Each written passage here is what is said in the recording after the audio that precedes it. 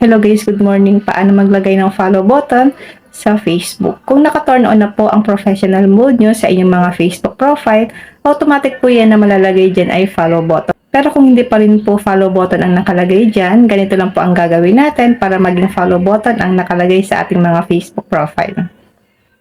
Punta lang tayo sa ating Facebook. Click profile. Dito po makikita nila once na may Facebook users na nagbibisita sa aking Facebook. Click natin ang 3 dots. Click view as. Ang nakalagay po sa akin ay add friend. Ganyan po ang makikita nila once na may nagbibisit sa akin na ibang content creator or Facebook users. Pwede po nila akong mai-add. Gagawin po nating follow button ang add friend.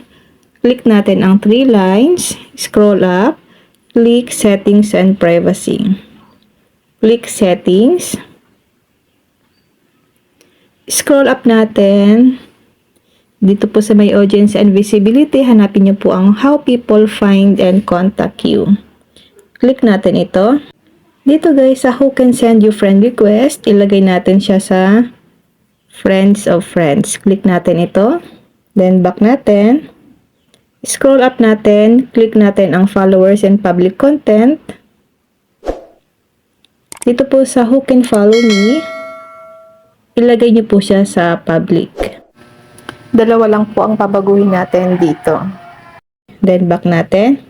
I-check natin guys kung ano na po ang nakalagay sa ating Facebook profile. Click profile.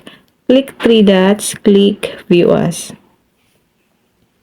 Follow button na po ang nakalagay. Ganun lang po ang gagawin natin. Was na gusto nyo pong follow button ang nakalagay sa inyong mga Facebook.